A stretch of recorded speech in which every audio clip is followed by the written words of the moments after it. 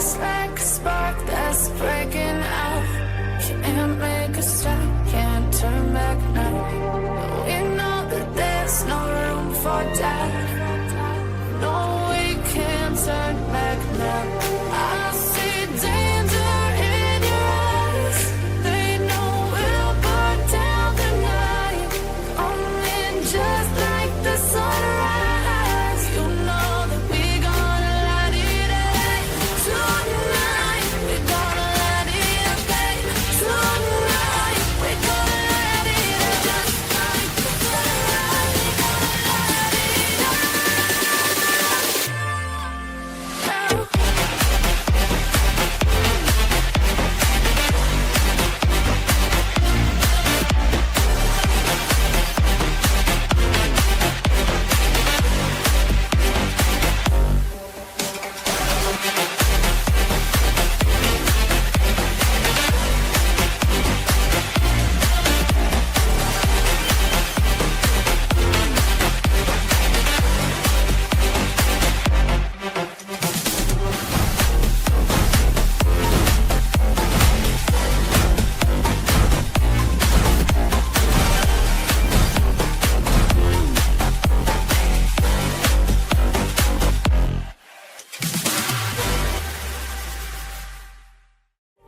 Welcome to the HVAC Guide live show where we talk about all things HVAC that no one is talking about. At least that's our goal here.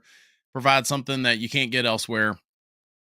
We are sometimes joined by others in the chat that are in the trade, so feel free to ask a question or two. My favorite shows, especially when I'm flying solo like this, is when the chat gets hopping and we get down a rabbit hole of talking about something in our industry. So feel free. Thank you for taking time out of your Tuesday night to join us here live. I'm broadcasting live from Virginia, if you haven't seen our show before. And yeah, I've got a jam-packed show for you guys tonight. I have a crazy news story that we'll get to momentarily. In the meantime, if you're joining us, feel free to say hello in the chat. Let us know where you are at, where. That's always fun to know where you're at in the world. And that's always fun to see. So before I say hello to all you guys, and bring you, those of you that have said hello in the chat, highlighting that, I do want to start the show off with a question of the night. Let me find it here. Bear with me here. So here's tonight's question of the night. Tonight's question of the night is, do you run a schedule on your thermostat? I did post that on our channel earlier. Bear with me here. I'm going to try to pull that up, what the response was on that. And while I'm pulling that up, if you want to, answer that in the chat. Do you run a schedule on your thermostat? If so, why? Have you seen a savings on your utility bills? Is it placebo effect? That's the question here. Is it really worth running a schedule at the end of the day? And let's see. Can I switch to this? So yeah, so it looks like I say, I just posted it only a half hour ago, and it looks like 13 of you have already answered. Most of you, over 50%, say no, I do not run a schedule on my thermostat. 15% of you say yes. So what is that? One out of every 1, 2, 3. So 9 people, I guess, 8 people. How does the math work out on that? 8 or 9 people does run a schedule. 23% of you said my thermostat can't run a schedule. So you still have either a old school thermostat, something we would call a not smart thermostat. All these thermostats say they're smart thermostats, so I jokingly call some of them dumb thermostat. And then 8% of you said you can't even find your thermostat. Maybe you don't have one in your home. Maybe you don't have conventional air. So you are not running a schedule either. So pretty interesting that we still have almost a third of people saying they have a thermostat that cannot run a schedule even if they wanted to. So that's interesting. Let me see if I can make my face a little smaller so you guys can see that. So yeah, there's the and like I say, I only posted it a half hour ago. Usually I get about a 1 or 200 votes on a poll. But we see it trending towards, folks saying either they have a thermostat that cannot, or they simply just simply don't use it. They don't run a schedule on their thermostat. I remember I had a good friend of mine when I lived in Richmond, Virginia years ago that was diligent. He ran his schedule on his thermostat, and he stayed on top of it big time. He was always, if he was going to get home early, he would adjust his schedule and so on. So Gary says, good evening, Josh and friends. So hello to Gary. Always good to see you. Let me see if I can bump this down here. Ryan says hello. Ryan from Charlotte. Good to see you, pal. I run a schedule. No real savings though. Yeah, I feel like a lot of those sorts of habits, if you will, if you were to change a habit, if you did run a schedule and you were to save a buck, it would have to be over time for you to really even notice anything, if you ever did, right? I'm sure there are times of the year where it does make sense, and then there might be times of the year where it just simply doesn't. Where imagine you've turned off your system for this extended amount of time while you're not there, and then your system has to work extra hard to meet temperature and get back up to a comfortable temperature right before you walk through the door, right? That's the point here. And some systems, inefficient systems where the auxiliary heat possibly might be kicking on, maybe it just simply would not make sense from a utility standpoint. So Don says, I do not run a schedule on my thermostat. Emery says, I just leave it at the same temperature 24/7, even though I can schedule it. So yeah, all kinds of different thoughts on that. I'm actually with you guys. I have a thermostat that it's Wi-Fi capable, and I'll adjust it from time to time for one reason or another.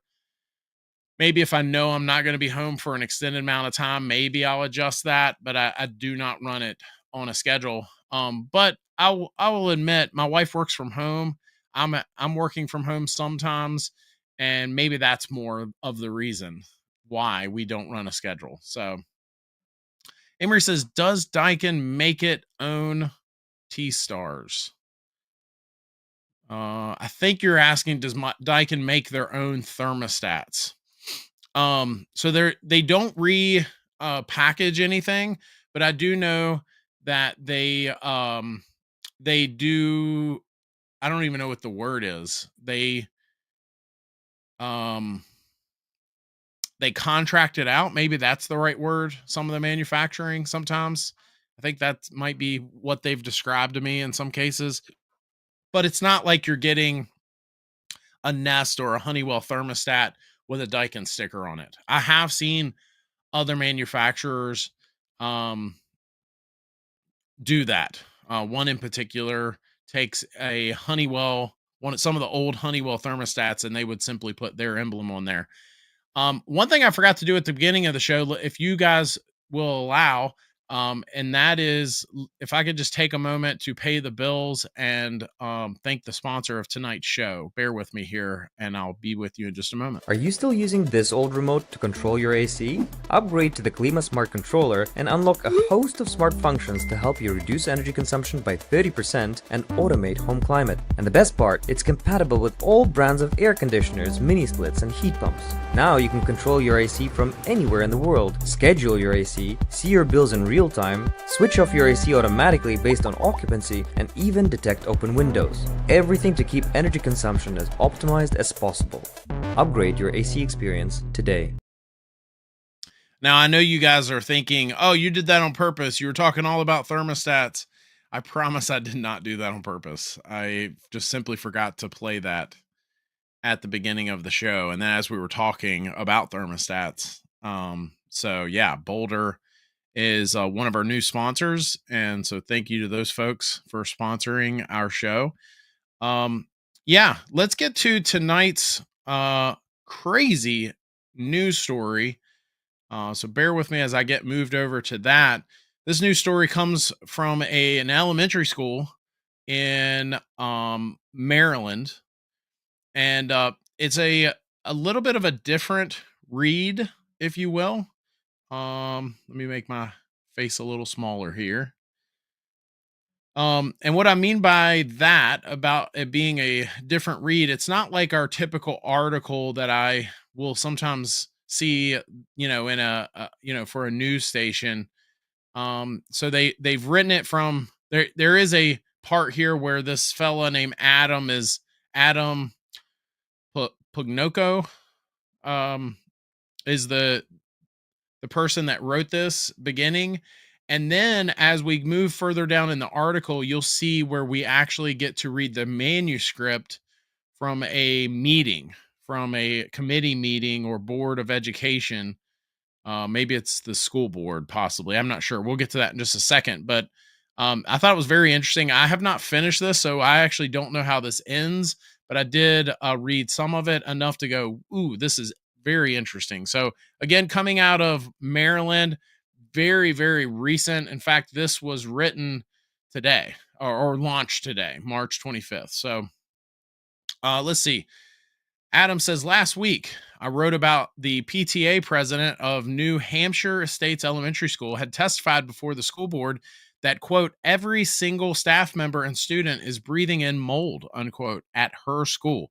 I also published MCPS's response vowing to find a solution. Now, under questioning by a school board member, a top MCPS official confirmed that the district had installed an HVAC system at the school in 2018 that had not fixed the problems. Well, duh. HVAC systems don't simply just fix a mold problem. The system costs MCPS $1.9 million. You heard that right. Almost $2 million for an HVAC system. Last week's school board fiscal management committee meeting, Board of Education member Laura Stewart brought up the problems at New Hampshire Estates Elementary School that followed presentation of a list of facilities projects that did not include the school. Following is a transcript of her exchange with MCPS Deputy Chief of Facilities Management, Adnan Mamoon.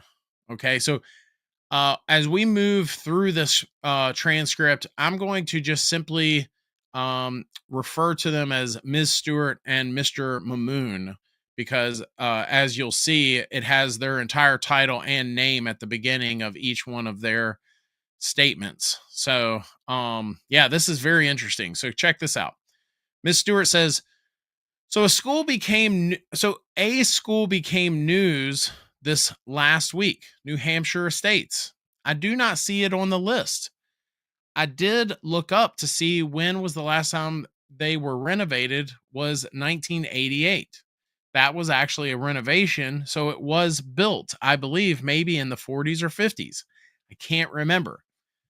But looking at the pictures that was provided, we know that has issues. So can we add a school to the list, especially this New Hampshire Estates, which again meets the 35 plus year line?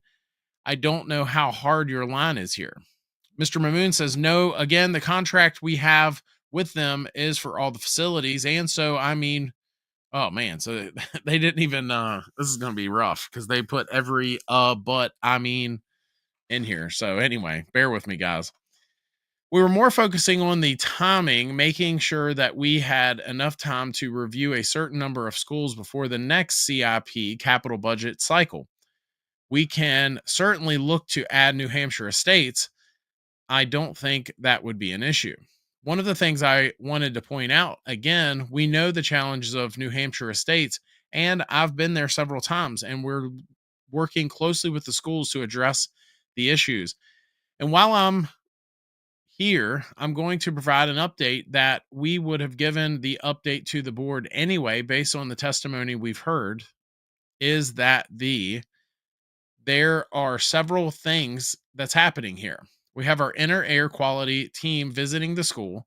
We also have our FIT team, facilities improvement team, which looks at the HVAC units. So there is some fundamental issues with the HVAC units in that building, even though they were replaced in 2018, which is where the condition index doesn't accurately reflect the challenges with the building. Because you have had newer units in the building, that will actually lower your score, making it look like it doesn't fit the bill. So, however, when the units were replaced, that didn't address the fundamental challenge, which was the circulation of fresh air inside the building. So, ventilation, got it. So, what we have done in the process is we have engaged an engineering firm to start looking at what the solutions are. So, yeah, we are working to find solutions for New Hampshire estates as we speak. We'll provide more details about that. Ms. Stewart says that's good news. Thank you. And yes, I know. I'm aware that some of these schools that are having issues actually had HVAC systems put in their schools not that long ago. And yet there are still issues. And so those engineering solutions, I'm sure, need to be looked at, even if it's a newer system. So they've got the Educational Facilities Master Plan confirms that New Hampshire estates received an HVAC replacement, blah, blah, blah. So we don't really care about that, or at least I don't. But this guy goes on to write, MCPS has been aware of the problems at the school for a long time. It chose a $2 million solution that its deputy chief of facilities now admits didn't address the fundamental challenge of air circulation in the building. And now it's back at the school after its PTA president brought a batch of moldy pictures to a school board meeting. Wow. Superintendent Thomas Taylor has made a huge operating budget request for the county's elected leaders. He will get most of it. He will get most, if not all of it, even if the county council passes a property tax increase to fund it. In return, he should insist that his subordinates spend the money competently, a requirement that apparently has not always applied to schools like this one. Well, it's always easy to say those things in hindsight, right? We do that all the time, right? Yeah, that's interesting. So yeah, what do y'all think of all this? Obviously the school spent a lot of money, and only to have more issues. And I do wonder if the new HVAC system that was installed in 2018 was installed so that way, so to address this issue, because obviously it did not address those issues. So yeah, pretty crazy story there. I think that a lot of times when we look at things like that, folks are commercial is a whole nother animal. I remember talking to a guy about a heat load calculation maybe a month or two ago, and he was basically telling me that yeah, it's a whole nother animal, and that there's things you have to account for especially think about a school. So there are times when that classroom has, a crowd of people in there. And then there are other times, more times when it does not, when the room is simply empty. So I think that has always been a problem. That has always been a concern for folks, especially folks that want to do things correctly. And, how are you going to address those issues? And I don't think they are addressed like they should be a lot of times. I remember this in this exact conversation I'm talking about, where he just said, well, just throw this size system in there. And then if it's not big enough, we'll throw more, and I was just like, wow, this is different. This is different than a home, a really tight home and envelope. So very interesting. Ryan says, I wonder if the HVAC contractor saw the mold and said something about it, or ignored, thinking it could affect them getting the contract. It's always part of this, right? I've encountered things like that in my career. I remember a realtor years ago. They had brought me in to address an issue, and I told them, "Hey, I just want you to know I see this other problem over here, this huge problem." And I don't want to get into too many specifics, but it was a bad problem. It was almost it was it wasn't a safety issue necessarily, because then I would have pushed even harder, right? But it was an issue where if I were purchasing this home, it's going to be a problem, you know? And so I tried to tell the realtor that, and they said, "Hey, you could hurt the sale of this home. And I think you just need to keep that to yourself and do what you were hired to do." And, that kind of told me what I needed to hear, which the realtor was not interested in hearing what else I had to say. Um, Ryan says, but if the school spent $2 million, I guess they would have addressed it had they known. They would have at least attempted to. I think that's a really good point, though, because the question becomes for me is, did they spend all this money to address that issue and it didn't? Or did they spend all this money to simply get an HVAC system that then caused the problem? Right? So if they didn't have mold issues and then they so possibly replaced the system with an oversized heating and air system, maybe it had ventilation before and now it doesn't, right? Maybe it was sized one way and then they said, well, if we're spending all this money, let's just go ahead and put the biggest thing we can in there. Well, you can't do that. Obviously, what's causing that mold issue? That's the question here. So was it something pre heating and air system replaced? I do think it's funny though. I mean, 2018, what is that? 7 years ago. And they said new heating and air system was replaced. It's brand new. It was replaced 7 years ago, which, some would argue that it's now served half its life, but, it's just always cracked me up. I remember that. And at my company, folks would say, "Oh yeah, it's a new system. It's 4 years old." Well, I guess it's new. So anyway, yeah, pretty crazy story there. So what you guys got? Any crazy heating and air questions? Emery says, had my system checked and the tech told me I had mold in the plenum. Should I be worried? Well, it's a good question, Emery. Why is it there? What can be done? Can we put a UV light in there? I personally, I wouldn't just leave it, but I'm also not a mold expert. I'm a heating and air guy. So, having that air tested would be good. When I did property management, mold was a bad word. I used to jokingly say M as in Matthew. We'd call it the M word, but it was too close to sounding like we were saying that N word, and people would say, "Oh, what are you talking about over there?" So I stopped calling it that. But mold was definitely a bad word, and we were actually trained to not say that word in front of our tenants, people that were renting from us. We were to never say the word mold in front of them at the company I worked at. So, because that would open a whole nother can of worms that if you ended up in a courtroom, they would describe to us that the tenant could say, well, you knew there was mold. You said the word mold. I have you on recording saying the word mold. I thought text could not say the mold word. Yeah, exactly.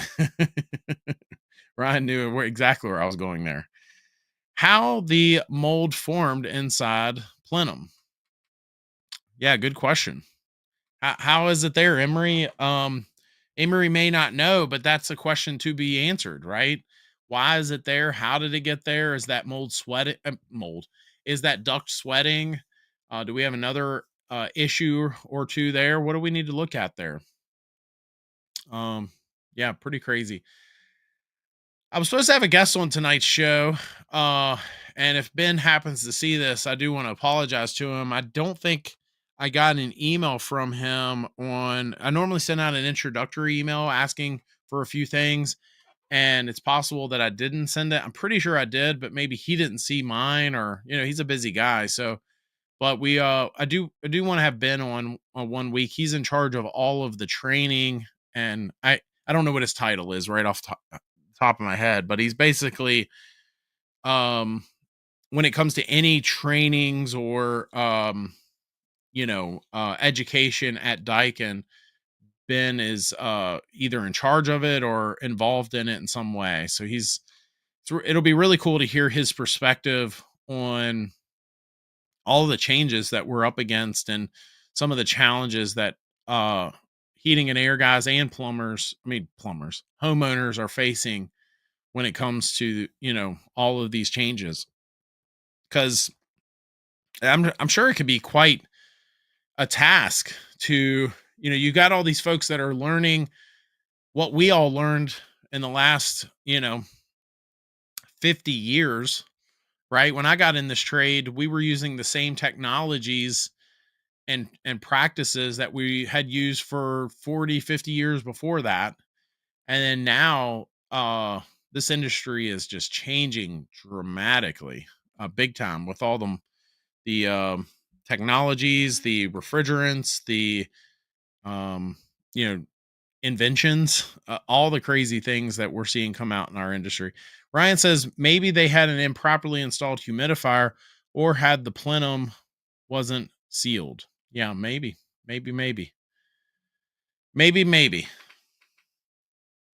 Brian says love the knife. Awesome, man. I have to shout out to my buddy Stuart down at the Johnstone Supply in Williamsburg.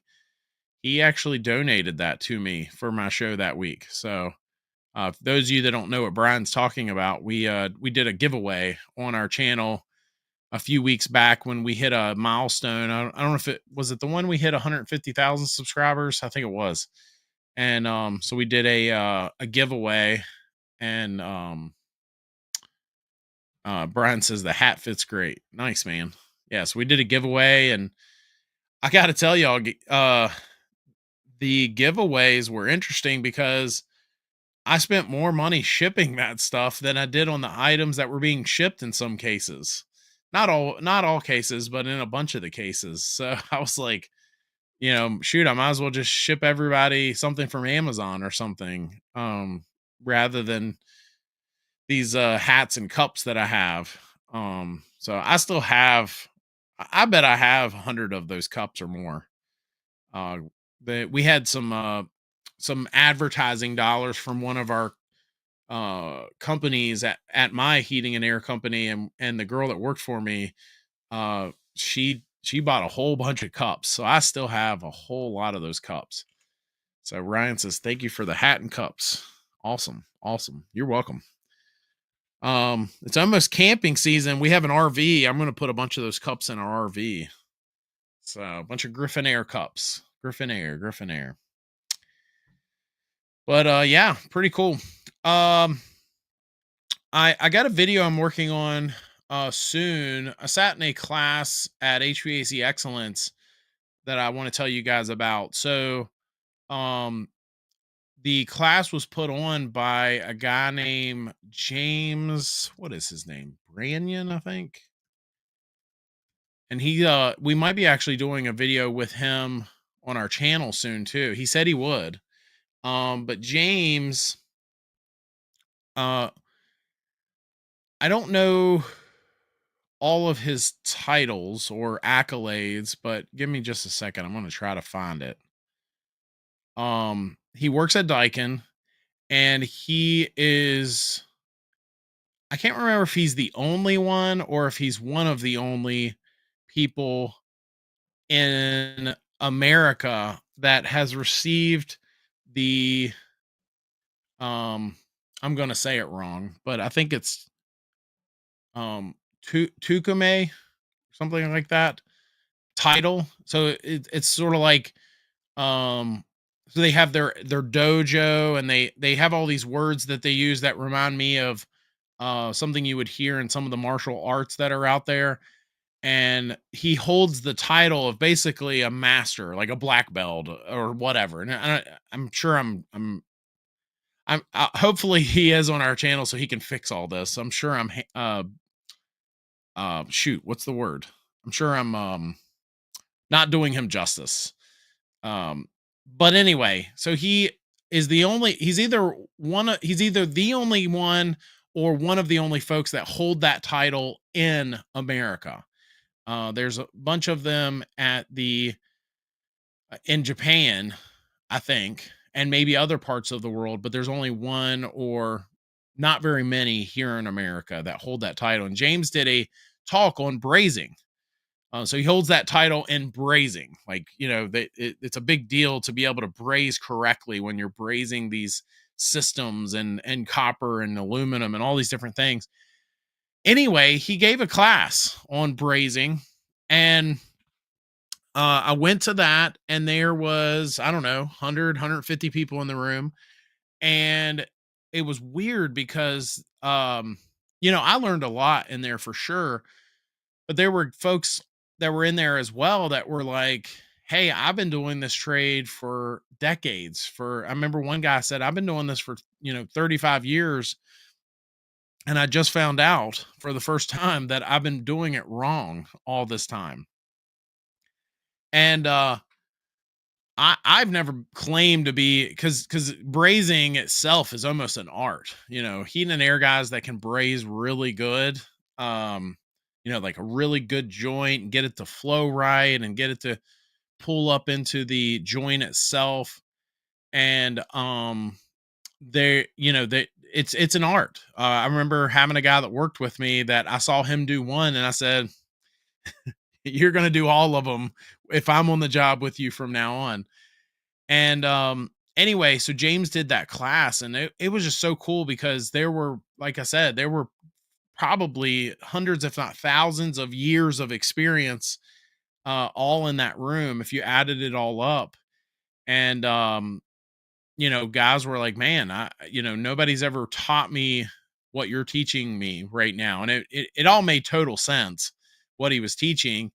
But it was a really cool class, and I'm hoping to have James on our YouTube channel at some point to talk about some of that, because I don't think it's talked about enough in our industry. In fact, one of the things that he said in that class, and I thought it rang so true, because it's not just brazing, but it's a bunch of things in our trade, is you do it the way the guy that taught you how to do it does it. And you're teaching your helper the way you learned, right? And you got all these folks that are just doing things the way they were taught, but not understanding they were taught incorrectly from the very get-go. And of course, it's you guys, it's homeowners then end up paying the price when some of this stuff is not done correctly, when they're not flowing nitrogen correctly, when they're not getting a good, cap on their braze, or whatever the thing they're trying to do. And if they've never been taught correctly, and that's why I actually pulled James aside after the class and said, man, would you be willing to do a video with me? Because, I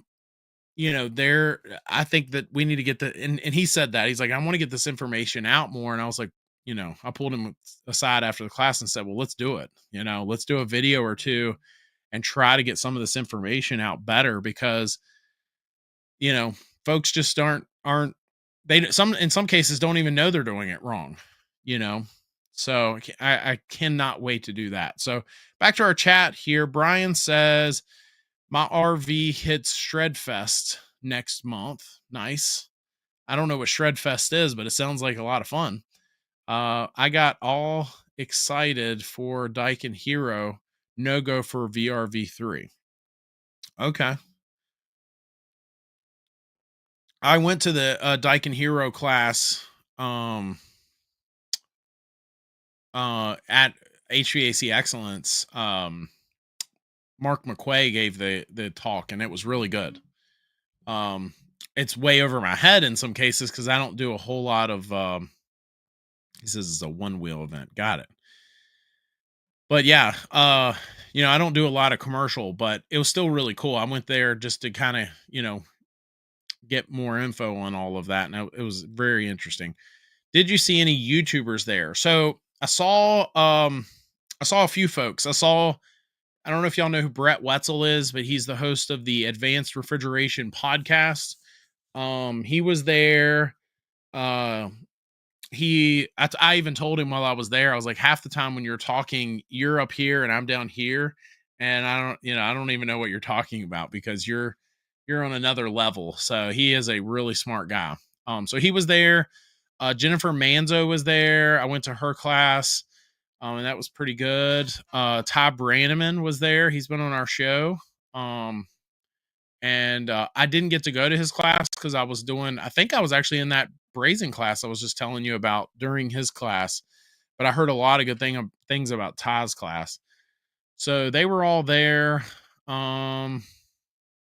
HVAC excellence is mostly for instructors and teachers. So a lot of those contractors, a lot of the folks that we all know on that side of things were not there.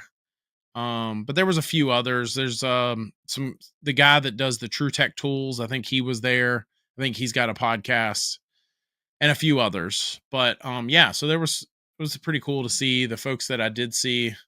I did a LinkedIn post. If any of you guys follow me on LinkedIn, I did a LinkedIn post. Clifton was there, obviously. Clifton Beck that does the Did You Know ESCO Institute show.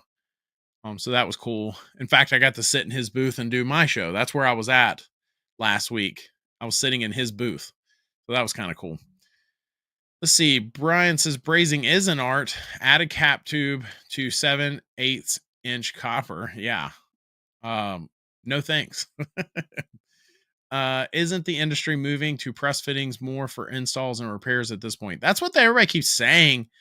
That's what my RLS rep keeps saying. But I tell you the one thing that makes me nervous about the press fittings is if I go chopping that bell off, I want to know that the outside diameter of the manufacturer side of that copper is dead on. And I wish there was something to designate, like if it said that on there, because it does make me nervous. I did a system last week, actually, when I got back from that event. In fact, on Saturday. And I brazed these two systems in because I was so nervous.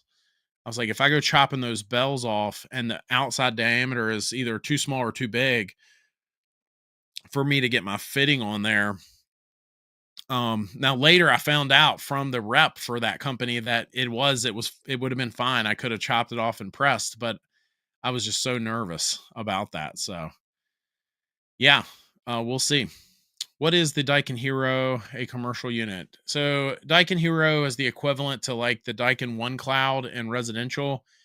So you can install it and control hundreds of units. Like you just install it and it starts communicating with everything. And a building can have 300 units in the building and you'll be able to see them all and control them all with the Daikin Hero, which is really cool.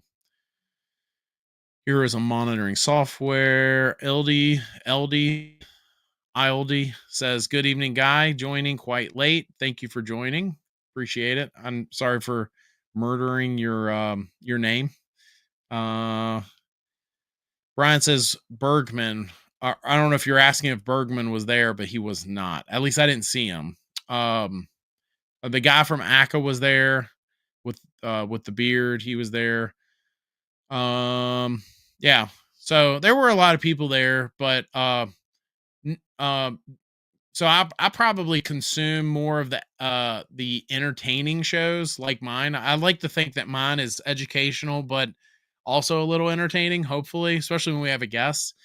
And so, that's why, so I've seen Brett Wetzel on stuff. I've seen Ty obviously on a bunch of stuff. And then Jennifer, I watch the HVAC Misfits shows sometimes. So I don't know if you guys have seen that, but they were all there. That was pretty cool. But I think the ACA show is going on now. I saw a post on one of the platforms, LinkedIn or one of them, and they're doing an event now. So hopefully they're getting some good stuff out of that. And yeah. LD says, Josh, I tried emailing you, but it's the one that says it's not monitored. What's the best email to send you the info for our second virtual option about my crazy house? If you sent it to that email, then my team got it. That's the best email. If we may just not have talked about it on our show yet. I do know there are some emails that are in there that we have been planning to do a show and highlight those. In fact, maybe I can go look while we're live right now. I probably shouldn't, but yeah, I'm not gonna fool with that right this second. But that is the best email. The reason, so you might be talking about, you get an automated message back because some people are like, "Hey, I emailed you. You never responded." Well, that's because that's not what that email is. It's we don't monitor it and respond. It's not for that. So, um, but yeah. So yeah, if you sent it there, then we got it. So, um, yeah, so I went to the Brazing class. I went to that hero class. That was cool. I'm trying to think if there was anything else. There's a guy named Joey Henderson, or Jojo, I think. He has a YouTube channel now, and he's got some really cool stuff. He's actually the guy that I watched a training where he talked about the whole PSC motors with variable speed motors and why a lot of folks today are hearing they're having their system replaced with a higher end system only for it to be louder. And I told him that. I was like, yeah, I learned that from you. And anyway, so he might be on our show soon too. Um, really smart guy. And I went to his class too. Ryan says, do certain states allow a tech with a license in one state to work and do installs in another? Are there exceptions? I'm asking to see if you'd do a road show a few times a year and get paid. So the answer to your question is yes. So some states do recognize other states' licensing, but it's really weird the way they do it. So I know why you're about to say North Carolina. I knew it. I don't think North Carolina, and Virginia fall in that. Um, but I remember when I went to school originally to be an electrician, um, there we were able to go to Maryland with our licenses, but we couldn't go to West Virginia, or at least not back then. I'm wanting to say it changed over the years, but but West Virginia did not recognize it. So some of I think two of our employees had to go get their master's licenses in a whole nother state, which is not easy to do, by the way.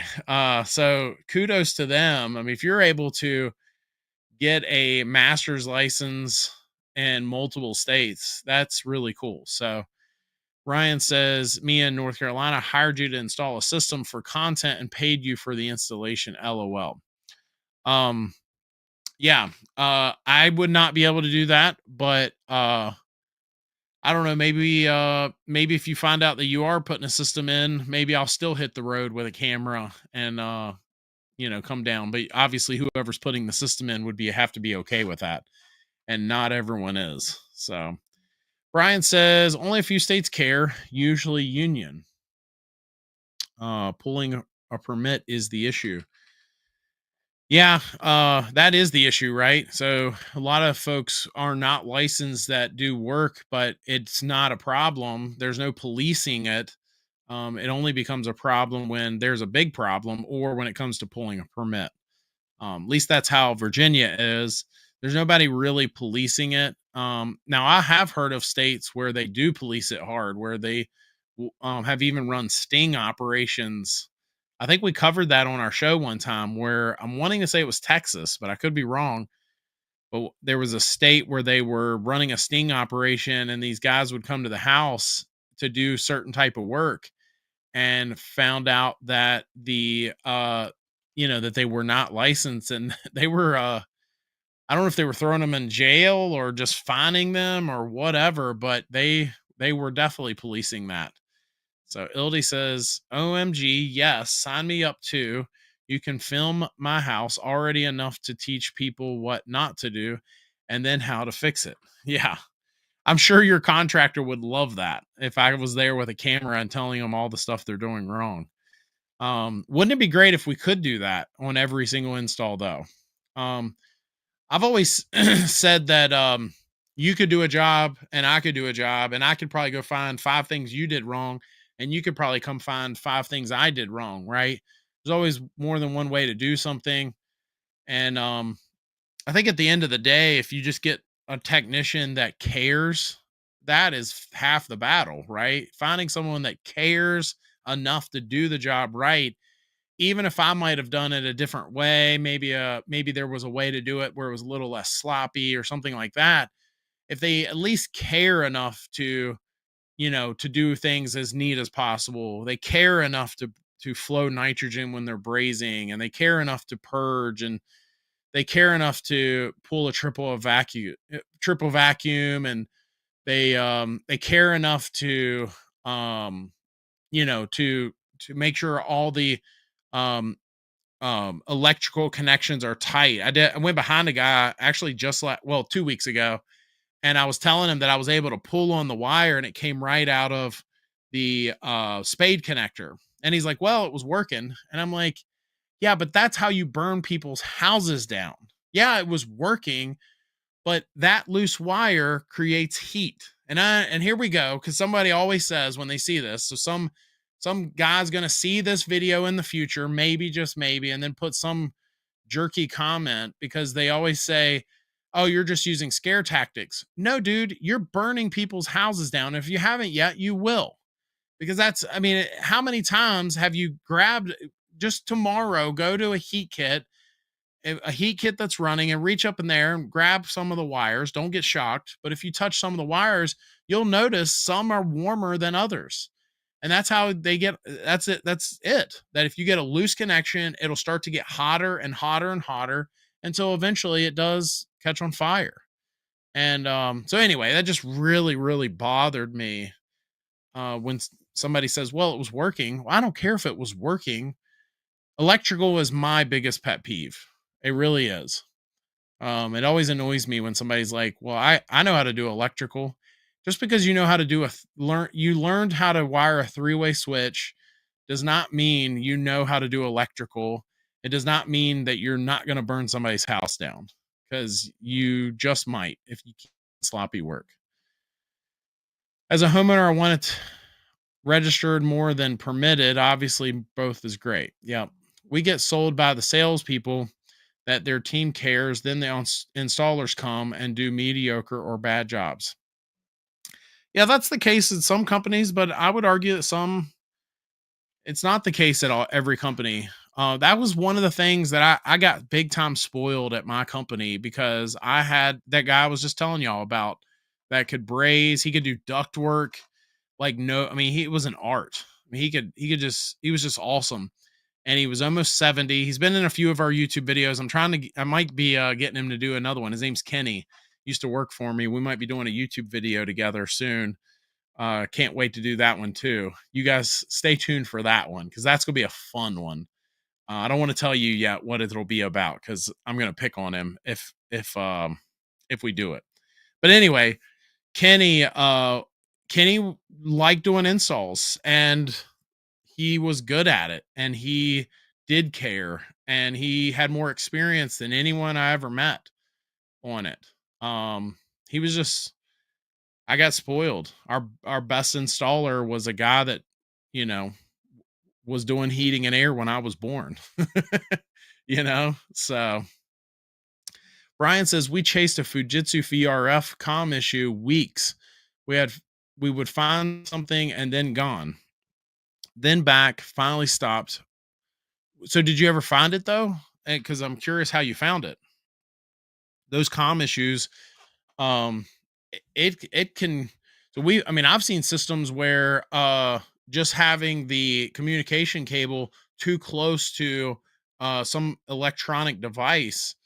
We had a mini split, I don't know, a year or two ago, where they had the it was a VRF system, and the communication cable, when they went through the slim duct, was right up against the high voltage, and we separated them and put some Armaflex in there to keep them separate. Never had another problem. So it can definitely be a bear. Ryan says, When you find a good tech, treat them right. I know I do, and tip them. There you go. Man, I think we just end on that tonight, Ryan. Amen to that. When you find a good one and know you found a good one that cares, right? There's that word again. I don't know. I mean, back to the electrical thing. I was talking. So one of the guys that's a really good friend of mine to this day, he was my boss. He was my first. It wasn't at my first ever job, but I always say it was my first real job, right? It was my first job out of trade school, out of high school, that I was getting paid, I think $8 an hour at an electrical company. And he taught me all these different things. And I was talking to him now. So fast forward to today, here we are 25 years later and 20 years later, 22 years later. And he's a really good friend. But I was telling him, I was like, I don't know if it's just me, my personality, or if you just drilled it into me to not cut corners on stuff like that. But I was telling him the story I was just telling you guys, that, there are just some things you just cannot cut corners on. So let's see. Josh, how does the industry attract more women to join HVAC or trades in general? It's a really good question. I listened to a podcast today where the lady that is in charge at I think the organization is called Women in HVACR, and it's which is a nonprofit, and they focus on mentor mentee relationships and just helping ladies through all of that. But it's a really good question. You guys have probably heard me say women were always my best employees, and I had some really good guys too, but I'd have to go through 30 guys to find a good one. Whereas it seemed like every one of the ladies I hired were good. They were mature. Um, they didn't complain. Obviously we all have our strengths and weaknesses. I'm not saying that every woman was the super tech that I would hire. I'm not saying that, but I just didn't have the issues that I did have with a lot of the men that I would hire, or boys that I would hire, some of the young guys that we would hire. So, I think that I think there are some people that are like that organization that are doing some good things. I think that social media helps. So as we see more women um, doing our trade and making it funner, making it just a better place. Unfortunately, there's always those workplaces where there are immature men that don't make the company a safe space for women to work at, and sometimes they get in trouble literally because of that. But I would hate for any lady to have to be put through that, to have to even deal with that. But that's not a cop out. I think that I think heating and air, especially in comparison to a lot of the other trades, is a trade that women can do very well with. If you are a lady and you see this, I would consider HVAC trade over many of the others that are out there for many reasons, but ultimately because I've firsthand seen women do really well at it. So yeah, it's a really good question though. I'm actually not opposed to maybe reaching out to that organization and having that lady on here one week too, because I thought it was a good show, and it was interesting hearing her perspective on that. Ildy says, a duct wizard, please use my picks to discuss with him in a video soon. Emery says, what is the purpose of emergency heat on a heat pump thermostat? Ooh, that's a loaded question there, Emery. So ultimately, it's about control. Um, so if you have emergency heat, you're able to tell that thermostat, hey, I don't want to run off the heat pump. I don't want to run off of first or second stage or whatever you have there. I want to run off of auxiliary heat, and you have the control to tell that system that, especially in a world where a lot of thermostats are trying to avoid auxiliary heat as much as possible. They're trying to save energy. There's things like heat droop and backup stage timers and all kinds of other things that will try to give that heat pump a chance to reach temperature before bringing on backup forms of heat that use more energy. But that emergency heat mode is your control, your way of telling that thermostat, I don't want you to save energy right now. I want you to just, let's bring on that auxiliary heat. That's my emergency heat. So that's the main reason. I'm sure there's other situations, but yeah, I think the shortage in labor seems related to having more women in the trades. But I know that's been hard to do. Half the population isn't that aware of careers in the trades, and that hurts the supply. Great topic and great points. Um, I I listened to a show not long ago where they talked about how um if a company is hiring and it's a friendly place to women, and it's a place where they really want a woman to consider applying for that job, then they may even want to go so far as to say that in the description, because a lot of ladies will read and it's, good or bad. Well, it's bad, but right or wrong, I guess.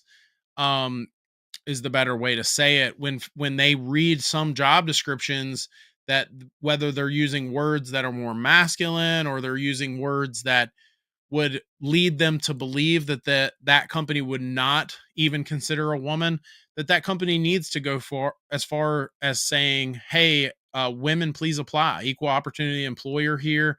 This is a position that we will consider any person that meets what we're looking for here.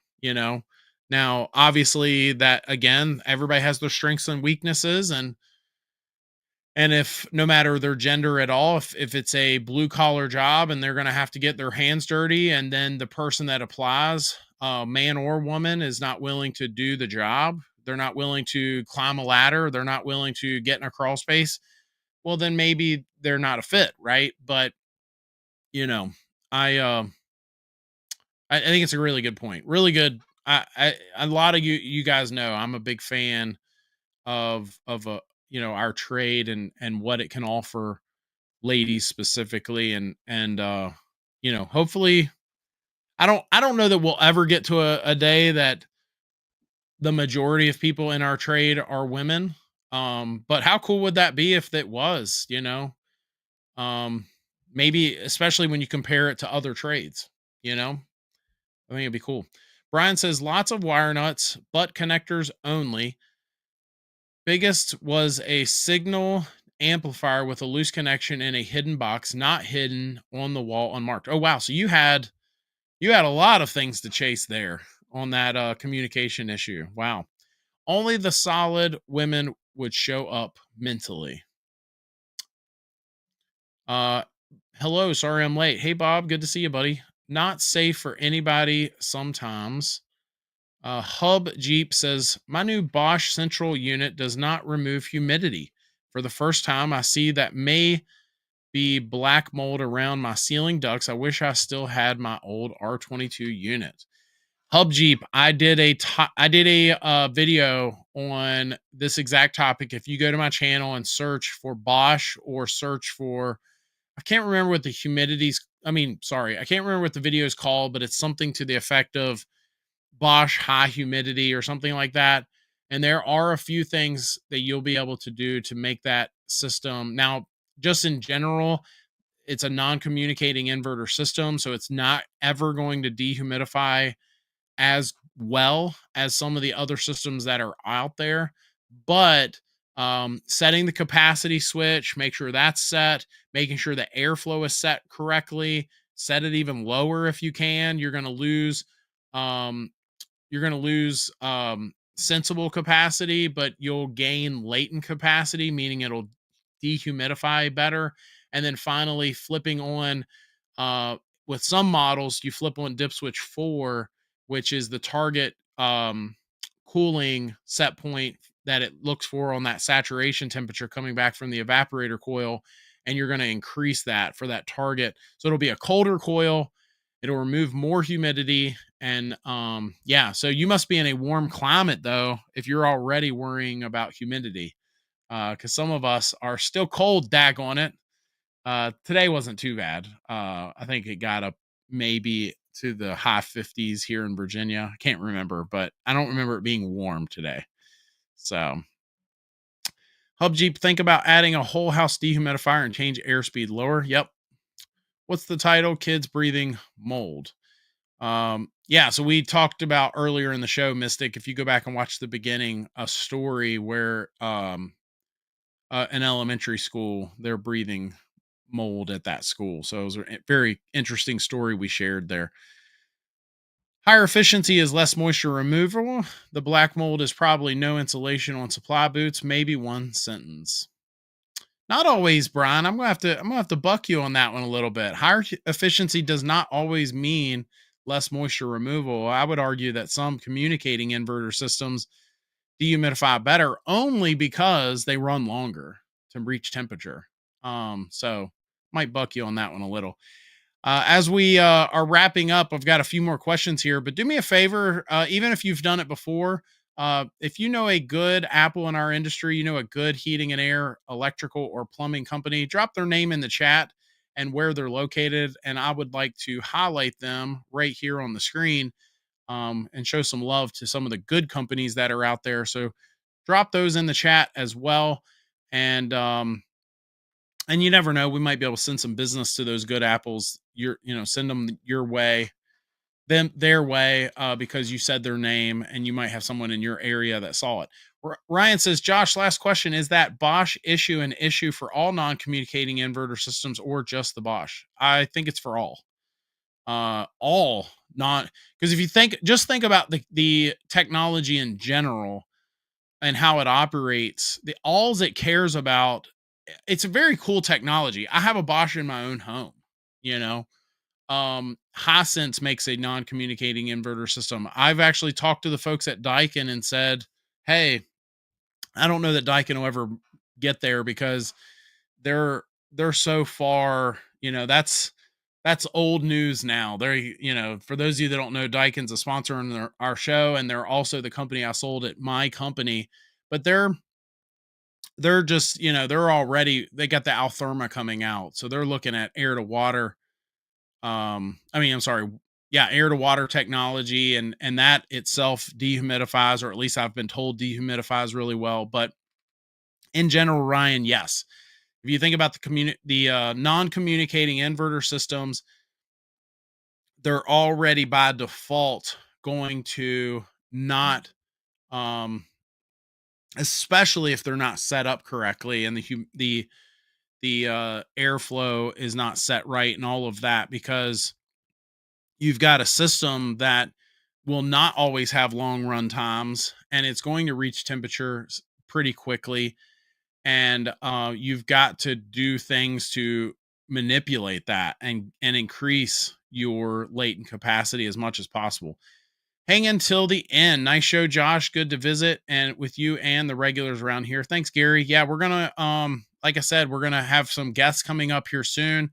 So chances are we might have a guest next week. Keep an eye on that, you guys. Ryan says super cool HVAC and TNC heating and cooling, both in Charlotte Metro. So shout out to those companies. Emery says, how long should a properly sized HVAC system run in order to remove humidity? The answer to that, Emery, is as long as possible. So most systems are sized to, when they do a load calculation, if it's a 95-degree day, to run all day to reach this target set point, of whatever that load is. So the problem is not every day is 95 degrees outside, right? For those of us that live in states where it may only reach 100 degrees twice that year, we have a lot of mild days and mild mornings and mild evenings. And we need systems that are going to at least run as long as possible and continue to remove humidity. Almost every tight house will need dehumidification. The equipment doesn't run below dew point on long maintenance runs. Great point. Altherma again, I have stories. Looks like I'm the only one thinking getting a whole house humidifier for the winter days. You must be in a dry state. And that's not a bad thing. Not a bad thing. At AHR, most of the manufacturers have non-communicating inverter systems now. The industry is moving that direction, but I want communicating myself after listening to you for years. LOL. Well, thanks, pal. I appreciate that. I think you're seeing a lot of the imported products go non-communicating inverter, but I mean, even some of those brands I've talked to, one in particular, I've talked to their reps, national sales reps, and they're all moving. That one in particular is moving in a direction of non-communicating. So I think the task here is having moving in the direction of communicating. But the task becomes with a lot of these communicating systems of having a system that the proprietary thermostat is not too pricey, and the system itself, right? So that's what a lot of the brands are looking at. As I hate to keep saying Daikin, but that's why Daikin invented the Fit. They wanted a budget friendly option with all the bells and whistles and capabilities of some of the really high end systems. So in Houston, we don't need dehumidifiers at all. Communicating is great. After warranty, it is so expensive. The controllers are so expensive. Yep. Yeah, we're all on the same page there. So good enough. Well, cool, guys. Any Canadians here? Shout out to folks up north. I'm in Northern Virginia, but like to open windows for fresh air. Amen. That's good stuff. Well, good enough. Well, thank you guys. Again, we may or may not have a guest next week. I am going to be on the road next week. I'm doing a class down in North Carolina for a company, and I'll probably be doing our show from my RV. I believe that's next week. That's either next week or the week after. Hold on one second. Let me verify. Oh, I'm sorry. That's the week after next. So we may have a guest next week. I will let you guys know. It'll be on April Fools. We will be here. I won't be fooling you. In the meantime, appreciate you guys. If you are not subscribed to our channel, we'd appreciate it. And you'll be up to date on the latest tips and news in the HVAC industry. Hit that bell after hitting subscribe and you'll get notified every time we post something new. That said, make it a great week. For the rest of you, we'll see you next week. Take care.